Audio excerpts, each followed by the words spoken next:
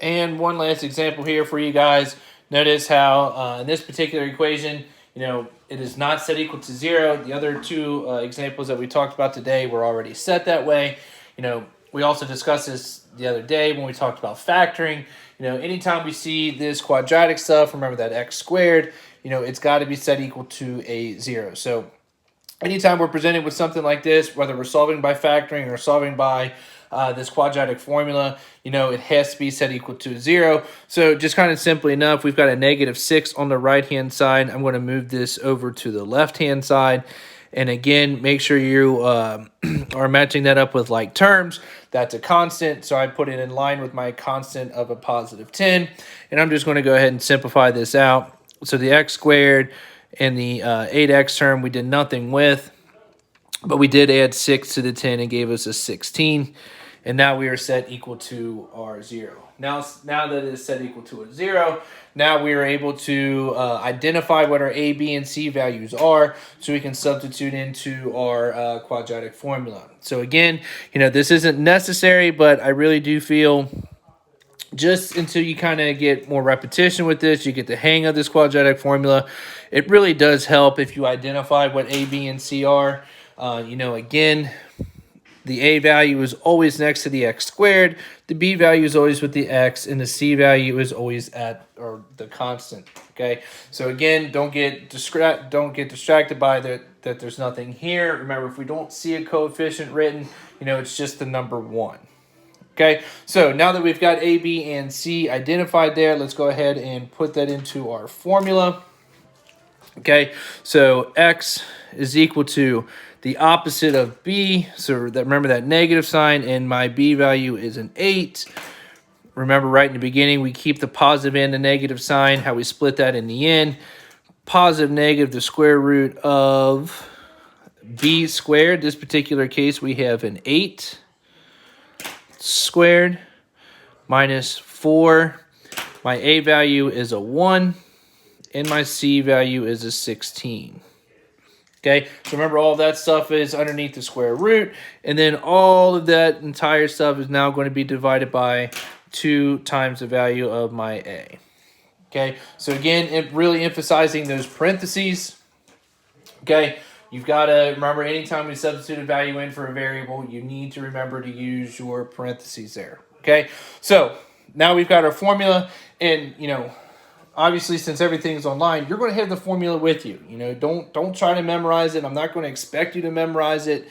You have it with you.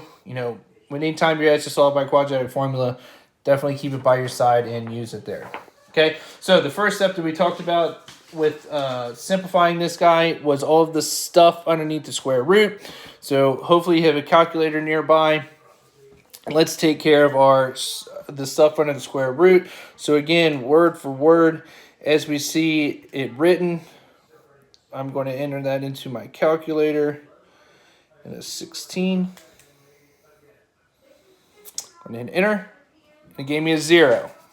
All right. So all of this stuff underneath the square root now simplifies out to be a 0.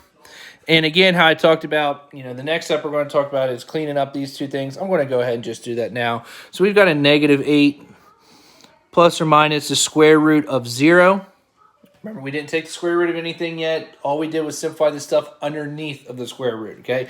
So the square root is still there. And then on the bottom, we got 2 times 1. All right, so now the next thing you look forward to do is see if we can get rid of that square root value, okay? So the last example, I gave you a list of stuff that we can take the square root of, right? Our perfect square numbers.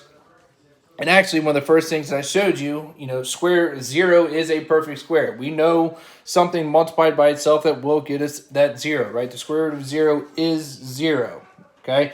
So I'm going to rewrite... Okay, I'm going to rewrite where we're at in our formula here. But now I'm going to take the square root of that value. Okay, so notice how the square root is going to go away. Okay, just to show you, if we do second squared of 0, right? It doesn't say the square root of 0. Square root of 0 is just the number 0. So -8 plus or minus now 0. Okay, all divided by 2. Now, this was kind of a unique case. Usually when zeros get thrown in, that's kind of what happens here. I told you, typically when we're dealing with a quadratic, you're sorting after 2 answers. Watch what happens with this. So if I pull the positive case out like we normally do, okay, so in this green color, I'm going to pull the positive case out. We have -8 plus 0 over 2. I'm sorry, x equals. And if I pull the negative case, right, I'm going to do that in the pink. If I pull that negative case out, now we have x equals -8 minus 0 over 2. Okay, but look what happens when we simplify. Well, -8 plus 0 is still just -8. -8 over 2 is -4.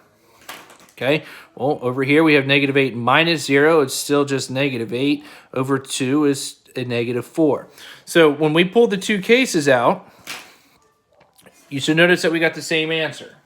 Okay, so this is what happens when we get a 0 underneath that square root, because 0 is the additive identity, right? So 0, if we add or subtract it, it literally does nothing to our problem, okay? So that little unique case when we're dealing with the 0, notice how, we have 2 answers here, but the answers are the same exact thing. So in essence, we just have one solution there. Okay, so those are your examples. Again, it's a video, so you can rewind. If you get lost in a step or whatnot, go back through it, make sure you really understand what's going on.